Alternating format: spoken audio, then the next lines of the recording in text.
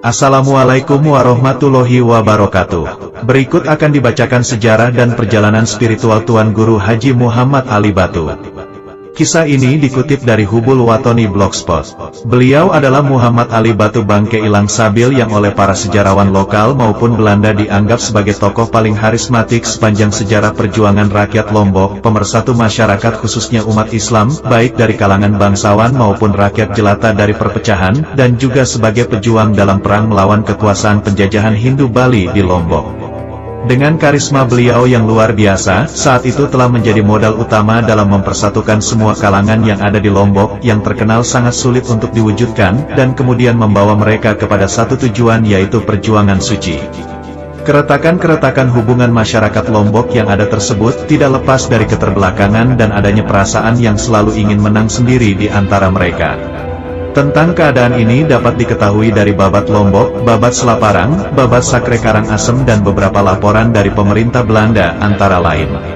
Tentang karisma beliau yang luar biasa itu, dapat diketahui dari sebuah laporan pemerintah Belanda yang menjelaskan sebagai berikut. Di tanah ini, Lombok, Haji Muhammad Ali menebarkan benih torikotnya, yang menurut catatan Belanda disebut dengan Sekte Nakasabandrija. Orang-orang berdatangan kepada Muhammad Ali di Sakre minta dibayat masuk torikotnya. Kaum bangsawan dan juga rakyat jelata menganggap suatu keberuntungan apabila diperbolehkan bergabung dalam barisan para murid yang melakukan ziarah ke tempat kediaman Sang Guru Suci. Laporan Belanda, Minggu tanggal 28 Oktober tahun 1897 sampai dengan tanggal 4 November tahun 1897, KV tanggal 28 November tahun 1896, V19, halaman 26 sampai 28. Tentang ketololan dan keterbelakangan pemikiran yang membuat orang Sasak saat itu selalu terpecah belah pada khususnya, dapat diketahui dari Babat Selaparang Babat Sakre Karangasem. Terkisahkan sekarang di Bali, sudah siap lengkap perbekalan dan senjata, para gusti diperintahkan untuk mencari kapal layar tempat bekal mesin dan peluru. Ada bantuan dari Tabanan, Buleleng, dan Mangwi juga ikut membantu. Begitulah ceritanya, persiapan itu sangat baik, kata musyawarah itu. Raja Sasak itu semuanya tolol, Babat Selaparang bait 451. Mulai meno kelampan Sasak, darak pade mele ngasorin, mele mesak-mesak, kewastuan pade cerenge, marak beberas pesiak tetolang, darak pade likat mudi. Babat Sakre Karangasem. Tentang kepahlawanan beliau dan cita-cita perjuangannya yang suci dapat disimak dalam laporan Van der Kraan, 1980, yang mengutip pokok-pokok pembahasan Nip en Aspek Bruse pada tahun 1897 dan dalam Babat Lombok II. Pada tahun 1891 orang muslim dari suku Sasak di Lombok melakukan pemberontakan terhadap pemerintah Raja Bali, Anak Agung Ngurah Karangasem. Ini bukanlah pemberontakan yang pertama, tetapi memang yang paling dahsyat. Berbeda dengan sebelumnya, maka pemberontakan kali ini tidak dapat dipadamkan. Pemberontakan ini telah menyebabkan berakhirnya setengah abad kekuasaan Bali di Lombok dan mengundang campur tangan Belanda. Van der Kraan. Sedangkan dalam Babat Lombok II dilukiskan tentang tujuan perjuangan suci itu sebagai berikut. Mun kesukat aulolui, te briuk ngiring Tuan Guru, turut perang sabil andang bet, mun te pade menang lemak, ite pade, dek te buring te pegisik, rakse, dese, dasan te irik, petin kebon bangket te kawi endidik anak jari, gen payas gumi selaprang sesenik. Secara terperinci tentang sejarah kepahlawanan beliau ini dapat dibaca dalam Babat Sakre Karangasem. Babat ini belum lama berselang diterbitkan oleh Yayasan Kertaraharja di Sakra, berupa stensilan dengan catatan-catatan singkat oleh L. Jelenge. Adapun khusus tentang sejarah perjalanan keguruan beliau dalam tasawuf, torikot, maka dapat disimak dari kisah yang dituturkan oleh Bapak Guru Syekh Abdus Somad Habibullah sebagai berikut.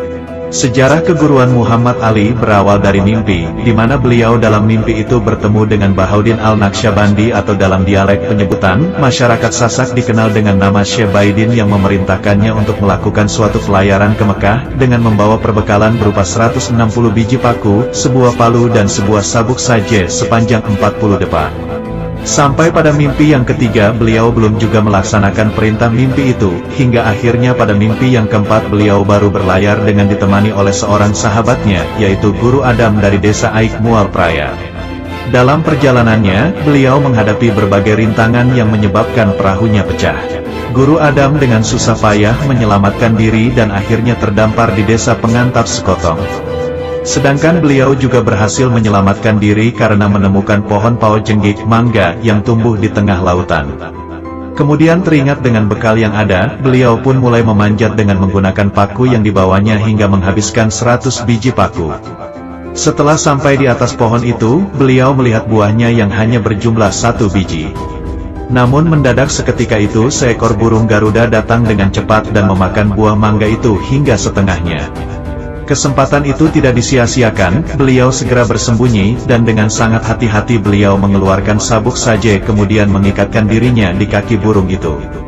Karena burung itu hanya memakan setengahnya saja, beliau berpikir, di sini tidak ada yang bisa saya makan kecuali buah ini. Buah itu pun dimakannya hingga dirasa cukup sekedar untuk mengganjal perut. Setelah burung itu terbang jauh hingga sampai ke tengah hutan, yang dalam dialek Sasak disebut dengan hutan serandik yang ada di negeri Mesir. Beliau melepaskan ikatan sabuknya untuk segera turun sebelum burung itu sadar dan melihatnya. Malang baginya, di tengah hutan itu beliau dikepung sekawanan binatang buas, serigala, yang menyebabkan harus segera menyelamatkan diri dengan memanjat sebatang pohon dengan menggunakan sisa 60 biji paku yang dibawanya. Setelah beberapa saat, seekor serigala yang merupakan raja sekawanan serigala itu segera memanggil serigala-serigala lainnya, dan kemudian beramai-ramai mengencingi batang pohon itu sehingga membuat batangnya menjadi goyang. Melihat kondisi tersebut, dengan cepat beliau mengikat kerisnya pada ujung sabuk saje dan menjatuhkannya ke mulut serigala hingga akhirnya binatang itu mati. Melihat rajanya mati, serta-merta yang lainnya ketakutan dan segera melarikan diri. Dengan perasaan lega dan penuh rasa syukur yang mendalam, beliau segera turun untuk menguliti binatang itu hingga kulitnya dapat dijadikan sebagai pakaian penghangat. Di perjalanan selanjutnya beliau melewati sungai Nil, terdapat tempat di sungai itu yang airnya dapat mengubah segala benda yang jatuh di dalam menjadi membatu keras bagaikan batu. Melihat hal tersebut, beliau menjadi takut dan ragu untuk menyeberang. Beliau tidak berputus asa, segera diambilnya debu untuk bertayamum dan kemudian melaksanakan sholat sunat. Usai sholat, beliau berdoa mohon kepada Allah Subhanahu wa Ta'ala agar segera diberi pertolongan dari kesulitan yang dihadapinya. Allah Subhanahu wa Ta'ala mengabulkan doanya dengan menurunkan hujan badai dahsyat yang menyebabkan sebatang pohon besar tumbang dengan posisi melintang seperti sebuah titian di atas sungai itu. Dengan hati-hati beliau berjalan di atas pohon yang tumbang itu dan berhasil melewati sungai tersebut. Namun karena rasa penasaran terhadap apa yang dilihatnya, beliau mencoba untuk membuktikan dengan mencelupkan jari telunjuknya ke dalam sungai. Dengan kekuasaan Allah, jarinya segera berubah membatu, menjadi keras bagaikan batu, dan oleh karena jari yang telah membatu inilah akhirnya gelar Muhammad Ali Batu dinisbatkan kepadanya. Singkat cerita, sampailah beliau di sebuah desa di negeri Mesir dan mendapatkan sambutan yang luar biasa dari masyarakatnya. Oleh masyarakat setempat beliau kemudian diarak ke istana Raja Sultan.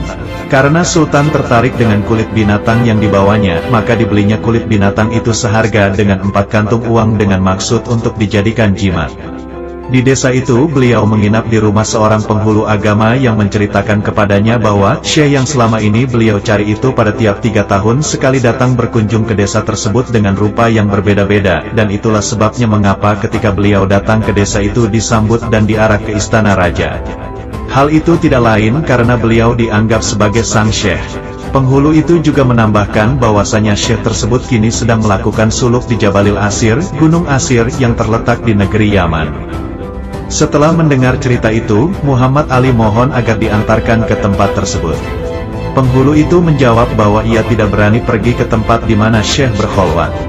Kemudian Muhammad Ali berkata, "Bila Anda tidak berani ke tempat itu, maka cukuplah Anda tunjukkan di mana arah menuju ke tempat itu." Oleh penghulu itu permintaan beliau dikabulkan. Kemudian mereka pun melakukan perjalanan ke tempat tujuan.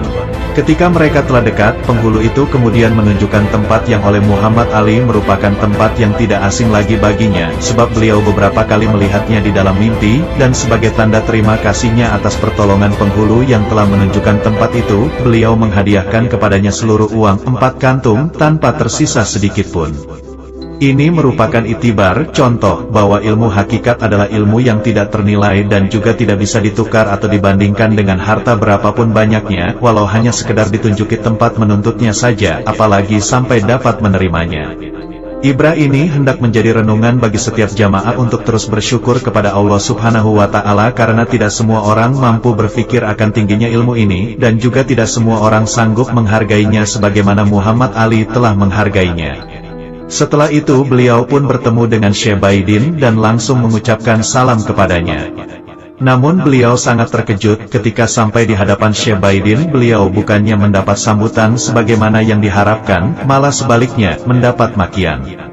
Syekh Baidin bertanya, "Siapa yang menyuruhmu ke sini menemui saya?" Muhammad Ali menjawab, "Anda wahai Syekh." Kemudian setelah itu oleh Syekh Baidin mempersilahkan beliau untuk segera memasuki ruang suluk. Ketika berada dalam pertapaan itulah ubun-ubun beliau diusap oleh Syekh Baidin hingga menyebabkan beliau berteriak-teriak dan merasa ketakutan yang luar biasa karena diperlihatkan kepadanya keadaan siksa neraka yang konon saat itu sesaat terasa seperti 70 tahun lamanya. Kejadian saat itu telah meninggalkan bekas yang sangat mendalam hingga menyebabkan beliau menyerahkan hidup dan matinya kepada Syekh Baidin untuk mendapatkan bimbingan. Oleh Syekh Baidin, beliau kemudian diperintahkan untuk masuk kembali ke tempat halwatnya yang kemudian ditutup dengan batu, dan di tempat itulah beliau tinggal selama 3 tahun. Sementara beliau berada di tempat halwatnya tersebut, di Lombok sahabat beliau Guru Adam kembali melakukan pencarian dengan tujuan agar dapat menemukan beliau hidup atau mati. Namun usaha pencarian itu hasilnya tetap nihil. Untuk kesekian kalinya Allah Subhanahu wa Ta'ala menunjukkan kebesarannya. Setelah berada selama 3 tahun di dalam batu tersebut, tiba-tiba saja tatkala bangun beliau telah mendapatkan dirinya berada di rumahnya di desa Sakra. Keadaan ini bukan hanya mengejutkan dirinya, namun juga bagi keluarga dan seluruh masyarakat desa saat itu, yang secara spontan membunyikan kentongan tanda bahaya karena mendengar istri Muhammad Ali berteriak-teriak terkejut bahkan ketakutan, tatkala tiba-tiba melihat seorang lelaki tidur di dalam rumahnya. Hal tersebut dapat dipahami, sebab sebelumnya beliau dianggap sudah meninggal ketika terdengar kabar perahu yang ditumpanginya pecah, dan terlebih lagi usaha pencarian yang dilakukan oleh Guru Adam tidak menghasilkan apa-apa. Keadaan pun kembali tenang setelah beliau menjelaskan kepada masyarakat semua peristiwa yang dialaminya hingga akhirnya kembali ke desa Sakra. Selang beberapa waktu di Sakra, tiba-tiba beliau mendapatkan sepucuk surat dari Syekh Baidin yang memerintahkannya agar kembali berlayar ke negeri Mekah, dengan pesan apabila telah mendekati pelabuhan Jeddah nanti pada hari Jumat tengah hari untuk segera masuk ke sebuah masjid yang terletak di tengah lautan untuk melaksanakan sholat Jumat. Kemudian beliau berangkat dan sampai di tempat itu pada waktu yang sesuai dengan apa yang tertulis dalam surat. Ketika beliau memasuki masjid, nampak suasana sepi tanpa seorang pun berada di dalam. Namun keadaan tiba-tiba berubah, dalam waktu sekejap entah dari mana asalnya, jamaah yang terdiri dari para waliullah telah memenuhi ruang masjid. Kemudian setelah khutbah Jumat, Syekh Baidin datang untuk mengimami sholat Jumat dan Muhammad Ali berdiri tepat di belakangnya. Usai sholat, para waliullah secara perlahan kembali menghilang dan keadaan pun kembali sepi kecuali beliau dan Syekh Baidin. Karena khawatir Syekh Baidin juga akan meninggalkan tempat itu, segera beliau ikatkan jarinya ke surban Syekh Baidin hingga ketika sang Syekh hendak meninggalkan tempat itu, beliau merasa ada yang menarik surbannya. Syekh Baidin pun tahu kalau Muhammad Ali ada berada di belakangnya, dan dengan segera kemudian beliau memanggil kembali jamaah sholat Jumat para waliullah untuk berkumpul serta mengumumkan bahwa Muhammad Ali adalah tempat menutup segala pengajian. Dan di masjid inilah Muhammad Ali untuk pertama kalinya menerima tawajuh sekaligus mandat dari Syekh Baidin sebagai guru ilmu hakikat. Singkat cerita, setelah itu beliau berhaji dan kemudian beliau kembali ke Lombok untuk memberi pengajian kepada masyarakat di Pulau Lombok, menegakkan kebenaran memimpin mereka untuk mencapai kemerdekaan dari tangan penjajahan Hindu Bali sebagaimana telah dikisahkan.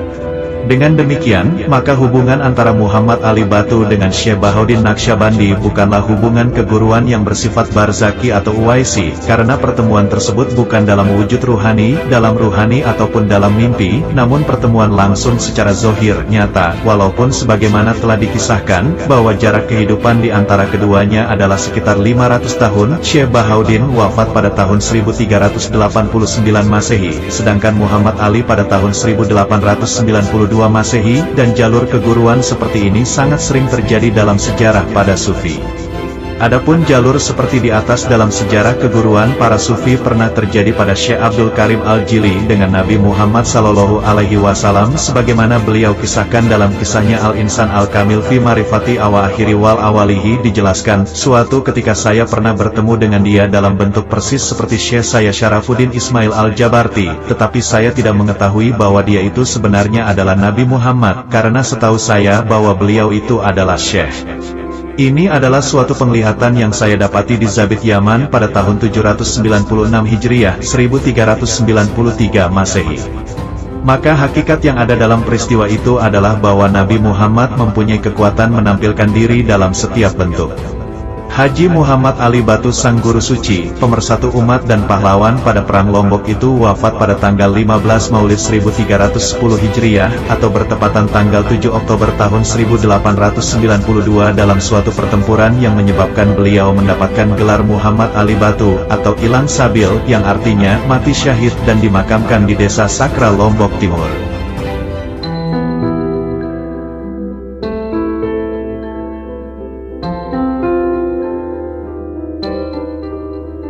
Makam keramat Wali Nyatok yang berada di Lombok Tengah, tepatnya di Desa Rembitan, Kecamatan Pujut, hanya bisa dikunjungi peziarah makam pada hari Rabu.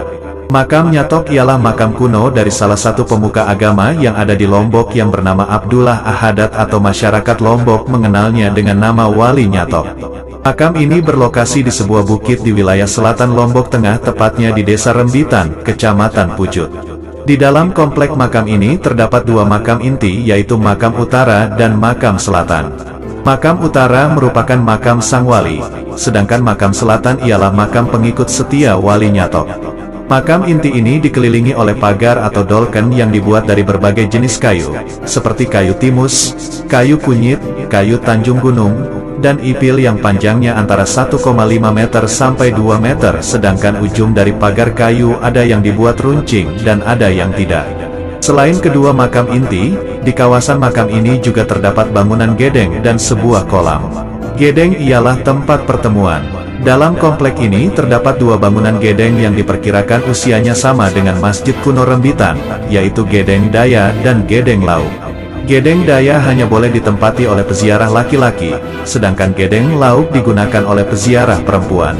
Kedua gedeng tersebut berbentuk persegi empat, di mana bangunannya tidak lurus menghadap ke arah barat, melainkan agak sedikit miring ke kanan. Walaupun tidak lurus mengarah ke kiblat, tetapi lebih mendekati ke arah tersebut, sehingga selain digunakan sebagai tempat beristirahat, gedeng dapat pula digunakan sebagai tempat sholat bagi peziarah, berzikir maupun tahlilan. Di sebelah kanan Gedeng Daya yang bertepatan dengan depan pintu masuk makam terdapat sebuah kolam kering terbuat dari batu andesit atau batu kali dengan kedalaman 1,9 meter dan berdiameter 3,5 meter.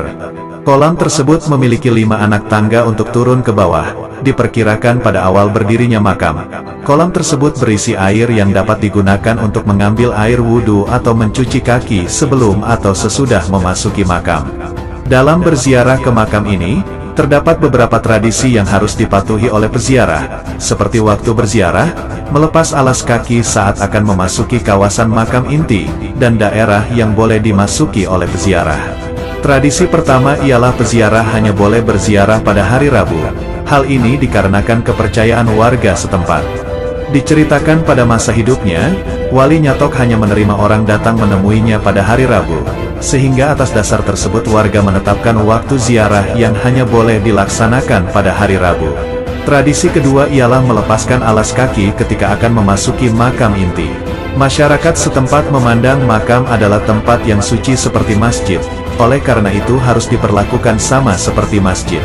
Tradisi terakhir ialah tempat yang boleh dimasuki peziarah. Makam inti di komplek makam Nyatok ini selain dikelilingi oleh pagar kayu juga dikelilingi oleh pagar kawat di dalamnya sebagai pembatas. Peziarah hanya bisa memasuki makam inti hingga pembatas tersebut. Yang diperbolehkan masuk melewati pagar pembatas hanyalah kerabat atau orang kepercayaan Wali Nyatok sendiri.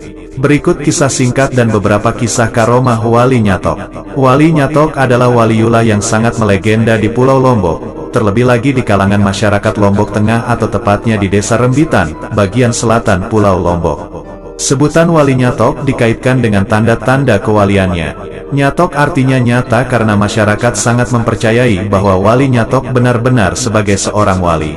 Konon wali nyatok memiliki 33 nama. Di setiap desa atau kampung yang pernah disinggahi, ia disebut dengan nama yang berbeda-beda. Salah satunya Said Abdullah. Gelar ini diperoleh setelah beliau meninggal dunia. Tidak ada yang tahu persis dari mana ia berasal. Perihal kedatangan ke Pulau Lombok tidak jelas. Berdasarkan penuturan Tuan Guru Haji Najamuddin Mamun, pengasuh pondok pesantren Darul Muhajirin, Praya, Lombok Tengah, menuliskan dalam bahasa Sasak tulisan Arab Melayu.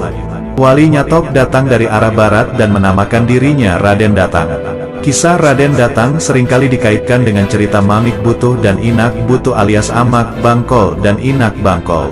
Sekitar tahun 1800-an di zaman kerajaan Karangasem yang dipimpin oleh anak Agung Gede Jelantik dan masih menguasai Lombok. Disebutkan sebuah cerita tentang kedatangan Raden Datang yang mampir ke pondok Mamik Butuh yang tinggal di desa Rembitan, Pujut, Lombok Tengah. Mamik Butuh adalah seorang penggembala kerbau. Kedatangan Raden Datang secara tiba-tiba yang sebelumnya didahului oleh kedatangan Raden Farnas. Ketika itu, Mamik Butuh sangat bersedih dengan linangan air mata karena ditinggalkan pergi oleh Raden Farnas. Raden Farnas adalah anak angkatnya dan tinggal bersamanya selama 8 tahun. Akan tetapi kemudian Raden Farnas secara tiba-tiba menghilang. Di tengah kesedihan Mamik Butuh, tiba-tiba datanglah seorang pemuda yang sebelumnya dianggap Raden Farnas. Tetapi sebenarnya adalah Raden Datang. Setelah lama bercerita, Raden Datang diperkenankan untuk tinggal bersama Mamik Butuh dan diangkat menjadi anak angkat. Selang beberapa waktu kemudian Raden Farnas akhirnya kembali pulang. Mamik Butuh sangat senang dan sangat terhibur hatinya, berarti kini ia telah mempunyai 2 anak angkat untuk membantu menggembalakan kerbaunya. Hubungan Raden Farnas dan Raden Datang sangat dekat layaknya seorang saudara kandung. Mamik Butuh sangat berbahagia meskipun ia tidak memiliki keturunan, tetapi Allah Subhanahu wa Ta'ala mengaruniakannya 2 orang pemuda. Kasih sayang yang diberikan kepada kedua pemuda itu layaknya seperti anak kandungnya sendiri. Keduanya terkenal sangat ulet dan rajin. Ketekunan dan rajinnya Raden Farnas dan Raden Datang dalam menggembalakan kerbau menjadi buah bibir masyarakat di desa Rembitan. Kedua pemuda itu sedikit pun tidak pernah mengeluh. Teman-teman sesama penggembala sangat senang berkawan dengan keduanya. Raden Farnas dan Raden Datang pun sangat menghargai teman-temannya. Sikap dan tutur katanya selalu dijaga agar tidak menyinggung perasaan orang lain. Setelah 7 tahun bersama Mamik Butuh, Raden Datang mengajukan permintaan kepada ayah angkatnya. Ia meminta untuk dihitan. Permintaan tersebut disambut gembira. Bukan hanya Raden Datang yang dihitan, tetapi Raden Farnas juga ikut dihitan. Pada hari Kamis, tanggal 12, tidak disebutkan tahunnya, dilangsungkan acara hitanan yang sangat meriah. Berbagai acara hiburan didatangkan untuk menghibur para tamu undangan yang datang. Suguhan berbagai macam makanan serta suara tetabuhan gendang belek, rebana terdengar bertalu-talu mengiringi kebahagiaan masyarakat Rembitan pada waktu itu. Banyak kemudian masyarakat setempat mengikuti tata cara upacara seperti yang dilakukan Mamik Butuh. Masuknya ajaran agama Islam yang mereka terima hanya sebatas keimanan. Ajaran itu pun belum terlalu sempurna. Mereka menganut ajaran kepercayaan Wetu Telu dan pengaruh budaya animisme dan dinamisme yang masih kental. Adapun kemudian yang mengikuti acara hitanan seperti itu adalah Aman, Dona, Demin, Leman, Brahim, Samak, Berurak, Bika, dan Lembain. Mereka adalah teman dekat Raden Datang, sesama penggembala kerbau. Tahun-tahun berikutnya banyak yang mengikuti tradisi tersebut. 5 tahun setelah dihitan, tepatnya pada hari Kamis tanggal 13 bulan Rajab, Raden Farnas dan Raden Datang mengajak teman-teman untuk bermain layang-layang di sebuah padang, yaitu Lendang Batu Belek, sebuah tempat di sebelah selatan desa Rembitan. Ketika layang-layang naik dengan kencang, Raden Datang menyuruh Raden Farnas untuk memegang tali layang-layang. Seketika itu juga Raden Farnas melesat ke atas bersama layang-layang. Ketika di atas, Raden Farnas melihat sekumpulan orang mengelilingi kotak hitam dan mengelilinginya.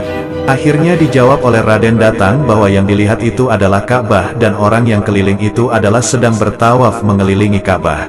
Kejadian ini pun disaksikan secara nyata oleh teman-temannya dan apa yang dilihat adalah sama seperti yang dilihat oleh Raden Farnas. Kejadian ganjil berikutnya adalah Raden datang menyuruh Raden Farnas untuk menunggu kerbaunya, sementara ia mau pergi salat Jumat di Mekah, dan berjanji akan membawakan teman-temannya bagek Mekah kurma. 3 jam kemudian Raden datang kembali dengan membawa sekarung kurma yang dijanjikan kepada teman-temannya. Para sahabatnya kembali terheran-heran dan menanyakan tentang Mekah, salat Jumat. Akhirnya Raden datang kemudian menjelaskan secara rinci. Berita ini kemudian tersiar sampai ke pelosok desa dan kampung. Berita tentang karomah dan kewalian Raden datang membuat masyarakat Rembitan terkagum-kagum dan mereka mulai mempercayai bahwa Raden datang benar-benar seorang waliullah. Semenjak peristiwa itu, masyarakat desa Rembitan semakin tunduk serta yakin dengan kesalehan Raden datang. Sebagai seorang wali, beliau memiliki karomah yang tinggi, kekaromahan yang sulit ditunjukkan dengan pikiran waras. Kelebihan yang diberikan oleh Sang Pencipta menembus batas akal pikiran sehat, logika. Masyarakat mulai mengikuti sikap dan perilaku Raden datang yang biasa salat Jumat. Raden datang kemudian mengajak masyarakat untuk membangun masjid. Masjid tersebut terletak di sebuah gunung di desa Rembitan. Setelah sekian lama bersama Mamik Butuh, kesedihan pun mulai menimpa Raden datang. Mamik Butuh sakit-sakitan kemudian meninggal dunia. Selang 7 tahun kemudian Inak Butuh pun meninggal dunia. Belum kering air mata kesedihan Raden datang. 7 tahun kemudian Raden Farnas menyusul. Hari-hari berikutnya pun dilalui seperti biasanya, menggembala kerbau bersama teman-temannya. Pada suatu ketika Raden datang menunjukkan gelagat yang aneh. Ia menggali lubang. Perilaku ini menimbulkan keheranan bagi teman-temannya. Ia berpesan, lakukanlah apa yang menjadi pekerjaan kalian. Aku hanya ingin istirahat dalam lubang tanah ini. Ia pun masuk ke dalam lubang, sampai 3 kali teman-temannya memeriksanya tetapi ia masih terlihat sedang tertidur. Tetapi keempat kalinya setelah waktu Isya, Raden datang menghilang dari tempat pembaringannya. Masyarakat Rembitan sangat sedih dengan berita menghilangnya Raden datang. Karomah dan kewaliannya betul-betul nyata sehingga disebut wali nyato.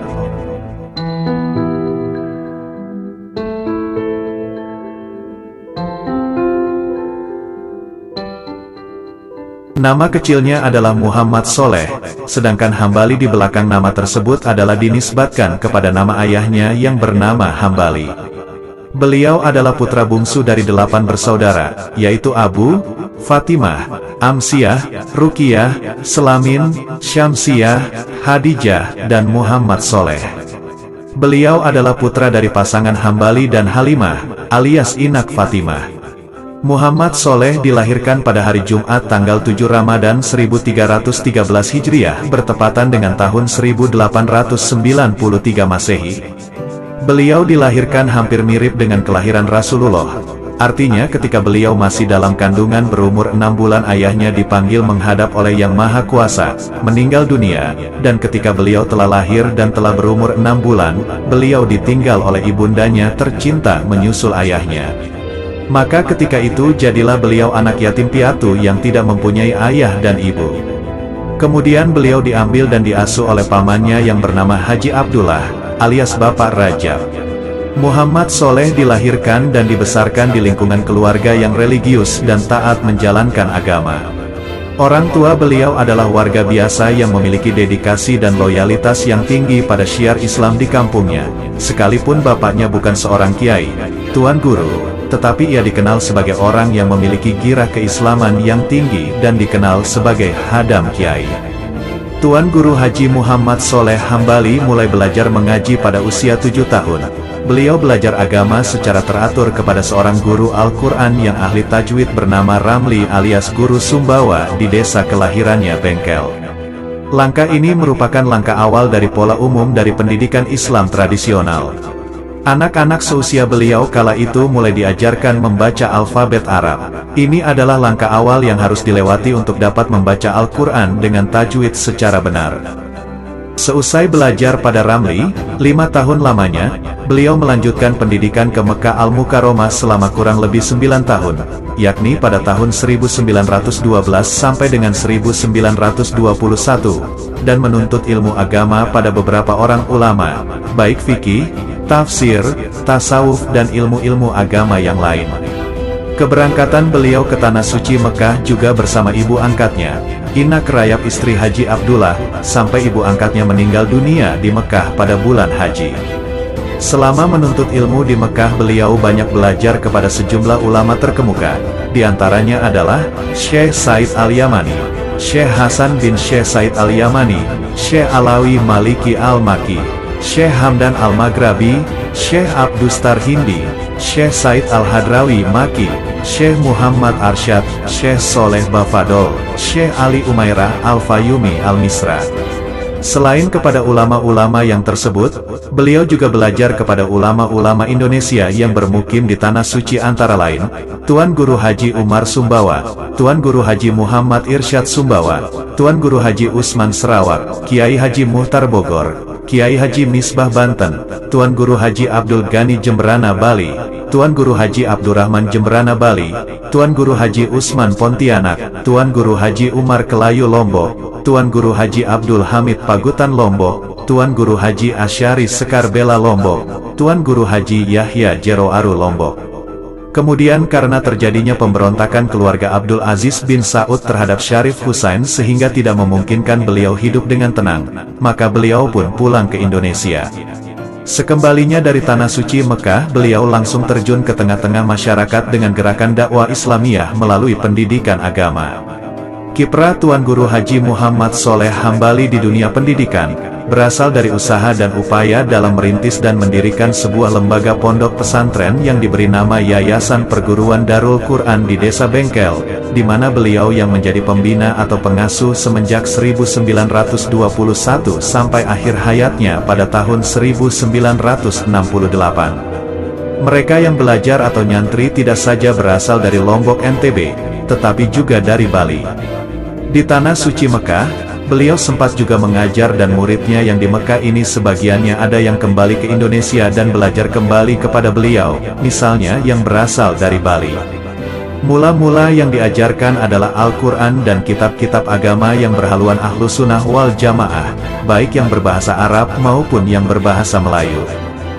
Kitab-kitab tasawuf yang banyak dipelajari oleh beliau pada guru-gurunya adalah kitab-kitab yang ditulis oleh Imam Ghazali seperti Minhaj Al-Abidin, Bidayat Al-Hidayat, dan Ihya Ulumuddin, ditambah lagi dengan kitab Kifayat Al-Atqiyah karangan Said Abu Bakar bin Muhammad Syatta Al-Dimyati yang merupakan komentar dari Kifayat Al-Atqiyah ila Tariq Al-Auliya, karya Zain Al-Din Al-Malibari, kemudian kitab Hidayat Al-Salikin dan Syair Al-Salikin, karya Syekh Abdus Samad Al-Falimbani yang memakai bahasa Melayu. Maka wajarlah kalau karya-karya beliau bahkan dalam hidup kesehariannya, beliau diwarnai oleh hidup sufi baik ilmu maupun amal. Melihat betapa banyak guru beliau dalam berbagai disiplin ilmu keislaman tersebut, tidak heranlah jika beliau menjadi orang yang sangat mencintai ilmu pengetahuan. Bahkan beliau berupaya mengajarkan kepada para muridnya, yang pada gilirannya dapat menghantarkan beliau sebagai seorang ulama besar di Pulau Lombok. Karya-karya Tuan Guru Haji Muhammad Soleh Hambali. Semasa hidupnya Tuan Guru Haji Muhammad Soleh Hambali tergolong ulama yang kreatif dan produktif menulis. Banyak belajar sendiri, menulis, menerjemahkan kitab-kitab yang berbahasa Arab ke dalam bahasa Melayu agar mudah dipahami dan diamalkan oleh kaum muslimin yang kebanyakan mereka tidak mengerti bahasa Arab, khususnya kalangan menengah ke bawah, yang sampai saat ini menjadi referensi masyarakat desa Bengkel dan sekitarnya. Tulisan-tulisan beliau sekitar 11 buah dalam berbagai disiplin ilmu agama, fikih, tauhid, tasawuf, hadis, dan doa-doa atau wirid-wirid. Bahkan ada doa yang ditulis oleh beliau di rumah sakit ketika opname menjelang wafatnya. Ketika itu beliau meminta kepada salah seorang anggota keluarga untuk mengambil ballpoint dan sebuah buku tulis. Setelah diantarkan lalu beliau menulis doa. Beberapa kitab karya beliau yang dapat ditemukan sebagai berikut. 1. Ta'lim Al-Sibyan bi Gayat Al-Bayan, berisi tauhid, fikih, dan tasawuf, yang ditulis tahun 1354 Hijriah, dicetak di Surabaya. 2. Bintang Perniagaan, fikih, ditulis tahun 1376 Hijriah, dicetak di Surabaya. 3. Cempaka Mulia Perhiasan Manusia, tulisan tangan, tanpa jelas tahun penulisannya, mengenai akhlak, tasawuf, yang bersumber dari kitab Bidayat Al-Hidayah, karya Imam Ghazali. 4. Wasiat Al-Mustafa, terjemahan dari Wasiat Al-Mustafa Rasulullah kepada Sayyidina Ali, tulisan tangan. 5. Mawaid Al-Solihiyah, kitab hadis, terjemah dari kitab Mawaid Al-Usfuriyah fi Al-Ahadis Al-Nabawiyah, karya Imam Al-Usfuri, ditulis tahun 1364 Hijriah, diterbitkan di Surabaya. 6. Intan Berlian Perhiasan Laki Perempuan, berisi fikih keluarga, ditulis tahun 1371 Hijriah, diterbitkan di Surabaya. 7. Manzalul Al-Amrat, tentang puasa. 8. Hidayat Al-Atfal, tentang tajwid terjemahan, atau nasihat untuk anak-anak. 9. Al-Lu'lu, Al-Mansur, tentang hadis, kiprah dan pengabdiannya di tengah umat. Tuan Guru Haji Muhammad Soleh Hambali adalah termasuk ulama harismatik dan ahli ibadah, sesuai dengan keahlian yang beliau miliki, yakni ahli dalam kitab-kitab klasik, yang lebih menekankan pada kitab-kitab yang berhaluan ahlu sunnah wal jamaah, baik yang berbahasa Arab maupun Melayu, Indonesia. Bekal yang beliau miliki ketika masih remaja dalam menuntut ilmu di Mekah Al-Mukarramah, sangat mendukung serta menunjang keberhasilannya. Bagi kaum Nahliyin, Tuan Guru Haji Muhammad Soleh Hambali sangat akrab di telinga mereka. Beliau dikenal sebagai ulama yang bersahaja dan masih memiliki energi dan stamina intelektual yang prima. Bahkan boleh dikatakan beliau adalah ulama ahli ibadah yang sangat teguh pendiriannya, terutama pada masalah fikih, yakni pada mazhab Syafi'i. Di jajaran kepengurusan Nahdlatul Ulama, beliau pernah tercatat sebagai Rois Suriyah Nahdlatul Ulama Nusa Tenggara Barat, sejak NU menjadi partai politik tahun 1952 sampai beliau wafat tahun 1968. Ini menunjukkan bahwa beliau memiliki kelebihan-kelebihan yang jarang dijumpai pada ulama lain yang sezaman dengan beliau, khususnya di Nusa Tenggara Barat. Kehidupan beliau benar-benar syarat dengan berbagai aktivitas sosial keagamaan, bahkan juga politik. Yang menarik kesemuanya itu dilaluinya dengan sukses. Menurut salah seorang putrinya, Ustazah Hajah Fatimatu Zahra, menuturkan sebagai berikut. Di rumah ini dan majelis ini, dahulu penuh dengan kegiatan-kegiatan, baik sosial kemasyarakatan seperti penyantunan anak yatim piatu yang tidak kurang dari 100 orang anak, orang-orang jompo, dan orang-orang miskin, baik yang berasal dari desa Bengkel maupun luarnya, yang diberi makan tiap hari, bahkan tamu-tamu penting, wali murid, santri-santri dan jamaah hampir setiap hari datang mengaji, berziarah dan berkonsultasi kepada datok, baik mengenai agama maupun lainnya. Kesemuanya dilayani oleh beliau dengan baik, sehingga tungku pun jarang padam, karena menghormati tamu-tamu tersebut. Di antara tamu-tamu penting yang pernah berkunjung ke rumah beliau dapat disebutkan Presiden RI pertama Insinyur Soekarno, Menteri Agama Kiai Haji Saifuddin Zuhri, Menteri Koordinator Keamanan Jenderal Abdul Haris Nasution, Rois Am PBNU Kiai Haji Wahab Hasbullah, Ketua Umum NU Kiai Haji Idam Halid, Ketua PBNU Haji Subhan ZE, Kiai Haji Masum Ayah Kiai Haji Ali Masum, Kiai Haji Hamid Wijaya Ketua Ansor, Kiai Haji Yusuf Hashim Putra Kiai Haji Hashim Asyari, tokoh NU Kiai Haji Anwar Musadat, Gubernur pertama NTB, R. Arya Ruslan Cakraningrat. Kepergian dan wasiat Tuan Guru Haji Muhammad Soleh Hambali. Tidak banyak orang mengira, ketika umat sangat mengharapkan sentuhan spiritualnya, beliau malah meninggalkan umat untuk selama-lamanya. Hampir semua orang terkejut dan hampir tak percaya dengan kepergian beliau, namun manusia hanya berusaha, sedang Allah lah penentu segalanya. Tuan Guru Haji Muhammad Soleh Hambali, wafat pada hari Sabtu tanggal 15 Jumadil Akhir bertepatan dengan tanggal 7 September tahun 1968 pada pukul 7 waktu Indonesia Tengah. Sebelum wafat beliau sempat berwasiat kepada keluarga dan segenap santrinya. Wasiat itu berbunyi, peliharalah persatuan dan kesatuan di antara sesamamu. Belajarlah pada guru yang beraliran ahlu sunnah wal jamaah. Peliharalah yayasan perguruan Darul Quran dan usahakanlah agar berkembang. Meskipun beliau telah wafat, namun Tuan Guru Haji Muhammad Soleh Hambali tak pernah pergi, karena ilmu dan amalnya terus mengalir dilestarikan oleh para generasi berikutnya. Berikut akan dibacakan beberapa kisah karomah beliau. Ada banyak karomah yang dimiliki Al-Maghfurlah Tuan Guru Haji Muhammad Soleh Hambali atau yang biasa dijuluki Datok Bengkel. Kedalaman ilmu dan kedekatan beliau kepada Allah Subhanahu wa Ta'ala telah memancarkan berbagai karomah yang sempat dialami dan disaksikan oleh santri-santri, keluarga dan orang-orang terdekat beliau. Seperti diceritakan salah seorang santri beliau yang juga menjadi sopir beliau kemanapun beliau pergi. Suatu malam, sepulang dari pengajian di sebuah kampung di sekitaran Narmada, Lombok Barat, mobil yang membawa Datok Bengkel akan melintasi sebuah jembatan rusak. Saat itu sudah jam 12 malam. Karena khawatir terjadi apa-apa, murid beliau ini turun dari mobil dan memeriksa jembatan rusak itu untuk memastikan apakah mobil bisa lewat atau tidak. Rupanya, jembatan dalam keadaan parah dan apabila dipaksakan akan sangat berbahaya karena mobil bisa berguling ke sungai yang gelap dan curam. Mengetahui kondisi itu, ia masuk mobil dan melaporkannya ke Datok Bengkel. Tapi jawaban Datok Bengkel mengejutkan, ia diminta meneruskan perjalanan. Tidak apa, jalan saja terus. Kita tidak akan jatuh. Dawuh Datok Saleh Hambali. Mendapatkan perintah seperti itu, dalam hati ia sedikit ragu. Datok Saleh menegaskan lagi dawuhnya, jalan, ujar beliau. Sang sopir yang juga murid beliau itu akhirnya yakin dan mulai menancap gas sambil memejamkan matanya. Anehnya, ternyata mobil berjalan dengan mulus dan tak terasa melewati jembatan rusak. Ia membuka matanya setelah mobil berjalan jauh melewati jembatan.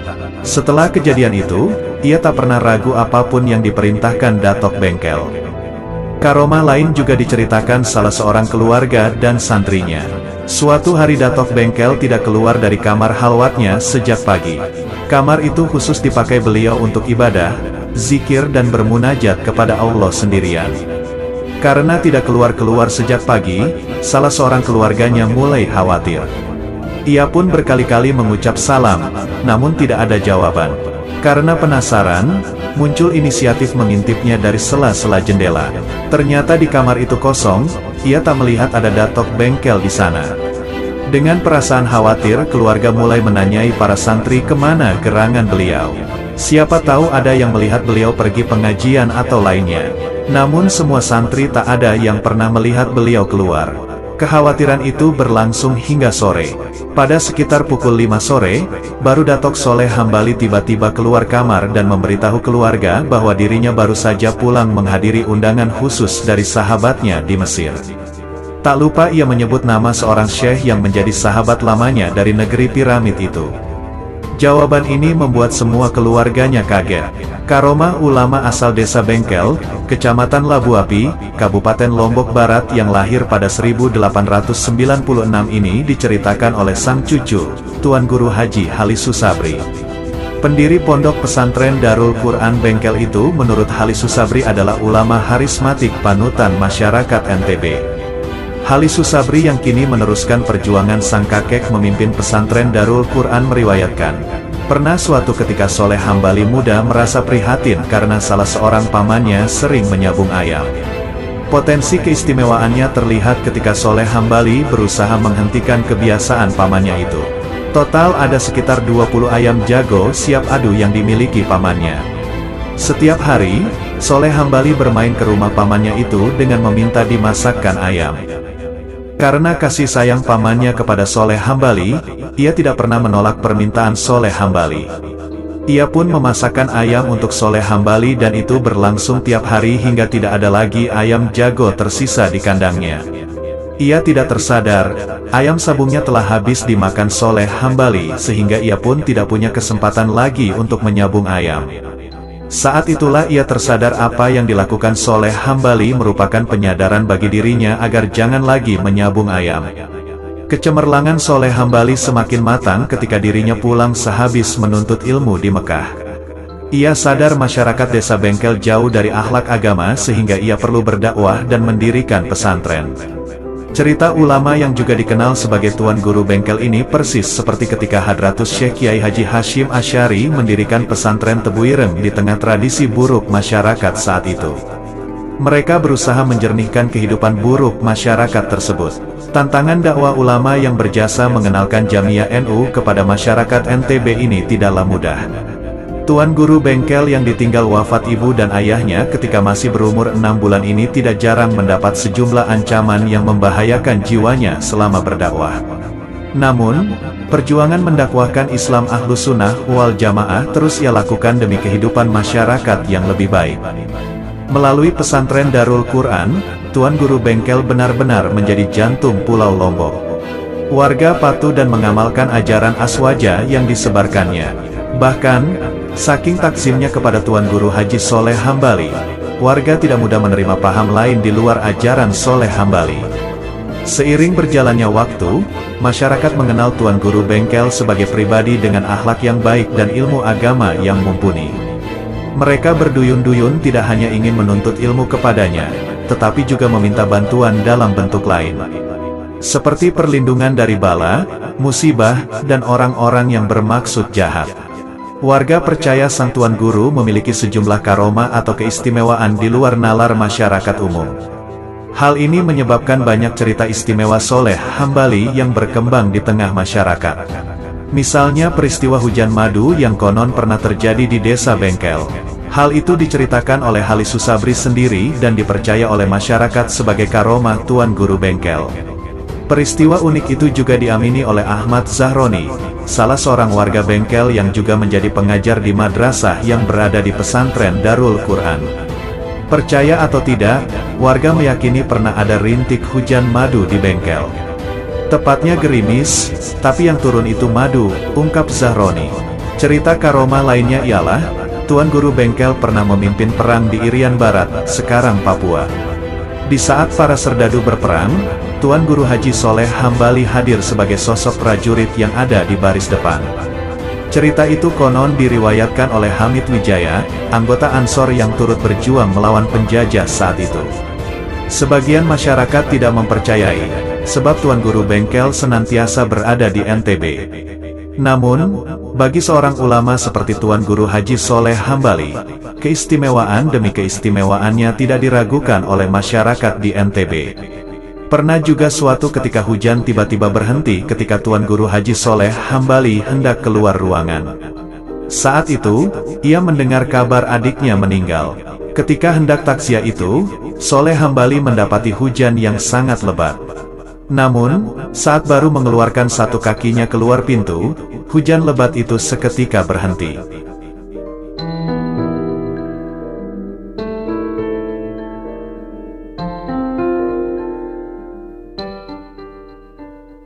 Assalamualaikum warahmatullahi wabarakatuh. Maulana Syekh Tuan Guru Kiai Haji Muhammad Zainuddin Abdul Majid adalah seorang ulama karismatik dari Pulau Lombok, Nusa Tenggara Barat dan merupakan pendiri Nahdlatul Watan, organisasi massa Islam terbesar di provinsi tersebut. Di Pulau Lombok, sebutan Syekh lebih dikenal dengan sebutan Tuan Guru, yang di Jawa identik dengan Kiai. Seperti Hamka, beliau pun memiliki nama singkatan, yaitu Hamzan Wadi. Haji Muhammad Zainuddin Abdul Majid Nahdlatul Watan Diniyah Islamiyah Al-Mukarram Maulana Al-Syeikh Tuan Guru Kiai Haji Muhammad Zainuddin Abdul Majid dilahirkan di Kampung Bermi, Pancor, Lombok Timur, Nusa Tenggara Barat pada tanggal 17 Rabiul Awal 1316 Hijriah, bertepatan dengan tanggal 5 Agustus tahun 1898 Masehi, dari perkawinan Tuan Guru Haji Abdul Majid. Beliau lebih akrab dipanggil dengan sebutan Guru Mukminah atau Guru Minah dengan seorang wanita solihah bernama Hajah Halimah Al-Sadiyah. Nama kecil beliau adalah Muhammad Sagaf. Nama ini dilatar belakangi oleh suatu peristiwa yang sangat menarik untuk dicermati, yakni 3 hari sebelum beliau dilahirkan ayah beliau, Tuan Guru Haji Abdul Majid, didatangi 2 orang waliullah masing-masing dari Hadramaut dan Maghribi. Kedua waliullah itu secara kebetulan mempunyai nama yang sama, yakni Sakaf. Kedua waliullah itu berpesan kepada Tuan Guru Haji Abdul Majid supaya anaknya yang akan lahir itu diberi nama Sakaf, yang artinya tukang memperbaiki atap. Kata Sakaf diindonesiakan menjadi Sagaf dan untuk dialek bahasa Sasak menjadi Segep. Itulah sebabnya beliau sering dipanggil dengan Gep oleh ibu beliau, Hajah Halimah Al-Sadiyah. Setelah menunaikan ibadah haji, nama kecil beliau tersebut diganti dengan Haji Muhammad Zainuddin. Nama ini pun diberikan oleh ayah beliau sendiri yang diambil dari nama seorang ulama besar yang mengajar di Masjidil Haram. Akhlak dan kepribadian ulama besar itu sangat menarik hati sang ayah. Nama ulama besar itu adalah Syekh Muhammad Zainuddin Sarawak dari Sarawak, Malaysia. Tarikh akhir 1997 menjadi masa kelabu Nusa Tenggara Barat. Betapa tidak, hari Selasa, tanggal 21 Oktober tahun 1997 Masehi, 18 Jumadil akhir 1418 Hijriah dalam usia 99 tahun menurut kalender Masehi atau usia 102 tahun menurut Hijriah. Sang ulama karismatik, Tuan Guru Haji Muhammad Zainuddin Abdul Majid berpulang ke Rahmatullah sekitar pukul 19.53 WITA di kediaman beliau di Desa Pancor, Lombok Timur.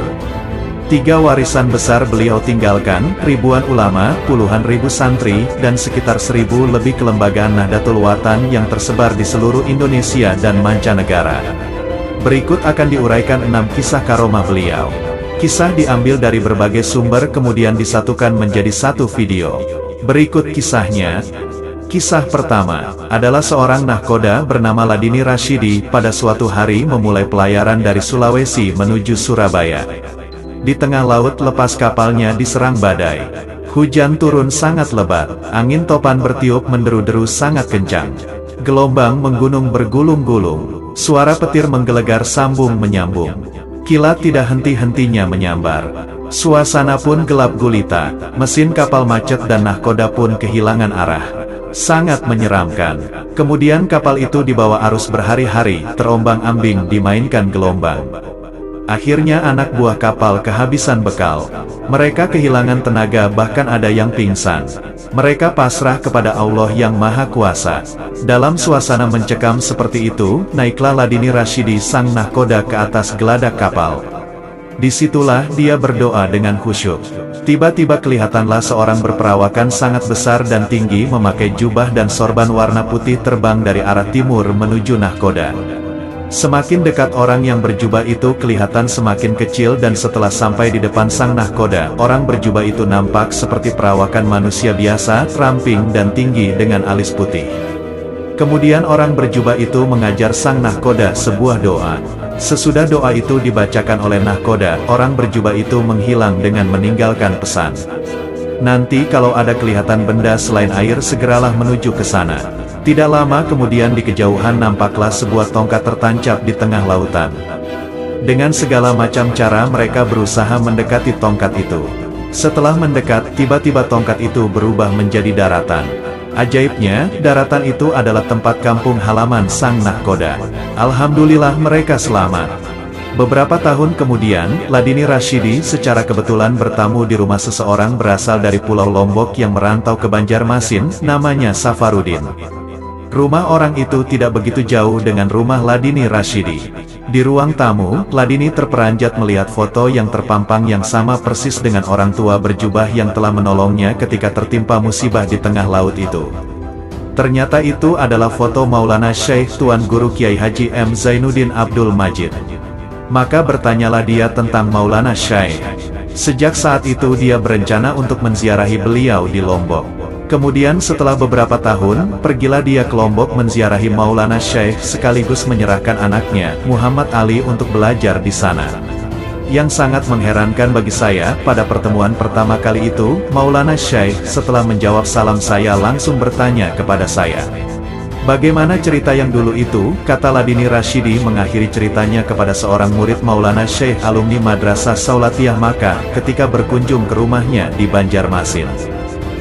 Kisah kedua, karomah melipat bumi. Dalam cerita ini disampaikan oleh salah seorang murid Maulana Syekh bernama Ustadz H. Ahmad Saleh, asal Montongban, Lombok Timur. Dan contoh dalam kisah ini, disarikan dari buku yang berjudul, Orang Maroko Itu Sembuh di Lombok, sebagai berikut. Suatu ketika pengajian umum Maulana Syekh Tuan Guru Kiai Haji Muhammad Zainuddin Abdul Majid diselenggarakan di suatu tempat di wilayah Kecamatan Keruak, Lombok Timur. Dan saat itu pengajian selesai menjelang salat maghrib tiba. Sementara bagi Maulana Syekh, merupakan kebiasaan bagi diri beliau dalam salat maghrib di awal waktu dan bertempat di kediamannya di Bermi Pancor. Oleh karena itu, setelah pengajian usai, beliau segera mengajak sopir berangkat. "Ayo kita berangkat," seru Maulana Syekh kepada sopirnya. Lalu, berangkatlah beliau beserta rombongannya. Dan suatu hal yang unik terjadi adalah ketika berangkat dari wilayah Keruak sudah terdengar suara muazzin di sebuah masjid yang saat itu baru memulai membaca pendahuluan azan maghribnya, dengan membaca Quran Surah Al-Ahzab ayat 56, ayat yang awalnya, "Innallaha wa malaikatahu," dan seterusnya. Begitu sampai di wilayah Rensing, muazzin di wilayah ini juga baru mulai membaca pendahuluan azan maghrib, seperti di atas. Selanjutnya, ketika rombongan sudah sampai di wilayah Sakra, kemudian Rumbuk dan Songak, muazzin masih juga baru mulai membaca pendahuluan azan maghrib, seperti dijelaskan di atas. Demikian juga, setelah sampai di kediaman beliau di Pancor, ternyata muazzin masih baru mulai juga dengan membaca pendahuluan azan maghrib. Kisah ketiga, suatu hari di musim hujan, Maulana Syekh menyampaikan pengajian di desa Majidi, yakni salah satu dusun di Kelurahan Pancor. Untuk sampai ke sana, orang-orang harus menyelusuri jalan setapak dan menyeberangi sungai. Waktu itu belum ada jembatan, apalagi jalan raya seperti sekarang. Usai pengajian turunlah hujan dengan lebat. Setelah hujan reda, barulah beliau bersama rombongan berangkat pulang menelusuri jalan setapak itu. Setelah sampai pada sebuah sungai di tengah perjalanan, ternyata air sungai itu banjir. Sementara titian tidak ada, tetapi atas izin Allah Subhanahu wa Ta'ala, Maulana Syekh terus saja berjalan dengan tenang di atas banjir bandang itu. Sedikit pun jubah beliau tidak terkena air. Kisah keempat, diceritakan bahwa salah seorang murid Maulana Syekh, yaitu Tuan Guru Haji Atarudin dari Pengadang, Lombok Tengah. Pada tahun 1993, beliau ditugaskan oleh Maulana Syekh sebagai pengasuh Madrasah Nahdlatul Watan Baibunta, Sulawesi Selatan. Kemudian atas perintah Maulana Syekh, beliau berkunjung ke Parepare. Di sana beliau menemui Kiai Haji Abdurrahman Ambodale, seorang ulama terkenal pendiri Darut Dawah Wal Irsyad (DDI). Beliau pun menyampaikan salam Maulana Syekh, kemudian memberikan sebuah foto kenang-kenangan. Begitu melihat foto Maulana Syekh, Kiai Haji Abdurrahman Ambodale mengatakan, "Beliau inilah imam saya di alam gaib, dan beliaulah yang menjadi imam semua waliullah." Kisah kelima, pagi itu, suasana cerah cemerlang. Suasana pagi diiringi lantunan doa yang membahana hingga keluar angkasa. Doa yang tidak pernah mendatangkan kebosanan, justru dapat menghadirkan kekhusyuan dalam hati para pendoanya ketika terlafazkan. Ia, seperti biasa dan merupakan tradisi para penuntut ilmu yang berbalut warna putih mulai dari kopiah, baju hingga sarung, berdoa secara berjamaah. Mereka adalah tulab penuntut ilmu laki-laki, dan tolibat penuntut ilmu perempuan. Mahat Darul Quran wal Hadis Al-Majidiyah Asy-Syafi'iyah Nahdlatul Watan Pancor, Lombok Timur. Doa yang dibaca adalah doa yang telah diajarkan oleh Sang Maulana dan menjadi rutinitas setiap pagi sebelum pengajian pagi dimulai. Hingga kini tradisi tersebut tetap lestari di kalangan tulab dan tolibat mahat sembari menunggu kedatangan masyaikh yang akan memberikan materi pengajian pagi hingga pukul 10 pagi setiap hari. Kala itu pengajian pagi akan diisi oleh Maulana Al-Syeikh Tuan Guru Kiai Haji Muhammad Zainuddin Abdul Majid Al-Anfani. Para tulab mempersiapkan dengan cukup cermat dan teliti tempat duduk yang akan diduduki oleh Sang Maulana. Hingga tidak luput dari usaha para tulab untuk tabarukan, mengambil barokah dari tempat duduk Sang Maulana. Sajadah demi sajadah disusun rapi di kursi tempat duduk Sang Maulana, hingga membentuk tumpukan yang tebal dan empuk. Sal kain tenun impor, berwarna hijau, sal kebanggaan tulab mahat juga tidak mau kalah ikut andil dalam tumpukan sajadah tersebut.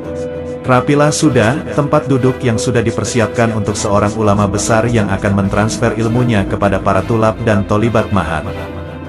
Doa sudah usai dilantunkan. Suara terdengung keras dari salah seorang tolib mahat mengucapkan, "Ihtirom," atau beri hormat mengiringi kedatangan Sang Maulana di Musola Al-Abror. Para tulab dan tolibat semua berdiri tanpa terkecuali sebagai bentuk takzim, penghormatan terhadap kehadiran Al-Syeikh. Ini merupakan tradisi di dalam perguruan Nahdlatul Watan, yaitu ketika datang seorang guru maka harus disambut dengan ucapan ihtiram, kemudian ditutup dengan ucapan hayu oleh salah seorang di dalam majelis tersebut yang kemudian diakhiri oleh semua yang hadir dalam majelis tersebut dengan ucapan Assalamualaikum warahmatullahi wabarakatuhu wa magfiratuhu wa ridwanuhu, lalu dijawablah salam para tulab tersebut oleh sang Maulana. Ketika itu juga semua tulab kembali duduk dengan rapi di tempat masing-masing dan siap-siap mendengarkan pengajian yang akan dibawakan oleh guru tercinta, Sang Maulana. Semua tulab sudah duduk di tempat masing-masing pertanda pengajian pagi akan dimulai, Sang Maulana masih berdiri di depan kursi yang telah dipersiapkan dengan rapi oleh para tulab sembari melihat ke arah kursi yang akan beliau duduki. Beliau masih belum mau menduduki kursi tersebut. Para tulab khawatir bercampur perasaan bertanya-tanya dalam hati, ada apa gerangan yang menyebabkan beliau tidak mau menduduki kursi tersebut. Perasaan was-was berbaur dengan rasa bersalah. Pasti ada sesuatu yang menyebabkan beliau tidak kayun, mau duduk di kursi tersebut, gumam dalam hati masing-masing tulab. Ternyata ada sebab mengapa beliau tidak mau menduduki kursi tersebut. Ndekku mele nokolin sajadah si arak tanda salib ne, saya tidak mau menduduki sajadah yang ada tanda salibnya, ucap beliau yang membuat sontak kaget para tulab yang telah menyusun rapi sajadah tersebut. Dengan gugup, beberapa tulab segera beranjak dari tempat duduknya lalu membongkar satu persatu sajadah yang telah disusun rapi tersebut. Hati bergumam, pikiran tak karuan, perasaan tak tentu arah, tulab tersebut sambil membongkar helai demi helai kain sajadah dari atas hingga paling bawah. Sontak tercengang, ketika tulab tersebut menemukan sehelai kain sajadah dengan motif yang terdapat tanda salib pada sajadah tersebut di urutan paling bawah. Lalu diambillah sajadah tersebut, kemudian disusun sajadah yang telah dibongkar tadi dengan rapi kembali. Sang Maulana kali ini langsung mau menduduki kursi tersebut setelah sajadah yang bermotif tanda salib tersebut disingkirkan. Entah siapa yang punya pekerjaan, apa disengaja atau tidak, yang jelas Sang Maulana mengetahui bahwa terdapat tanda salib di tempat duduknya. Kejadian ini bersumber dan dialami langsung oleh seorang alumni Ma'had Darul Quran wal Hadis pada tahun 1995. Kisah ke-6, sebagai ulama harismatik, Tuan Guru Pancor disertai sejumlah karomah. Dikisahkan, salah seorang sahabatnya sewaktu belajar di Mekah, Kiai Haji Maksum Lasem atau Mbah Maksum berkunjung ke Lombok. Ayahanda Kiai Haji Ali Maksum Krapyak ini tiba di kediaman Tuan Guru Pancor menjelang maghrib.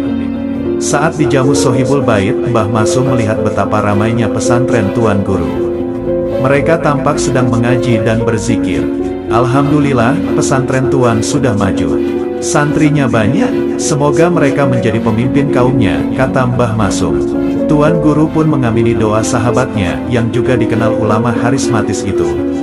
Keesokan harinya, mendadak pesantren itu menjadi sepi. Tak urung, hal ini membuat Mbah Maksum heran seheran-herannya. Mbah Maksum pun bertanya pada kemana santri-santri itu. Tuan Guru pun menjelaskan bahwa santri-santri yang dilihatnya kemarin sore itu adalah para jin. Kealiman Tuan Guru Pancor tak hanya diakui bangsa manusia, bangsa jin pun rupanya ikut mengaguminya sehingga ramai pula yang belajar kepadanya.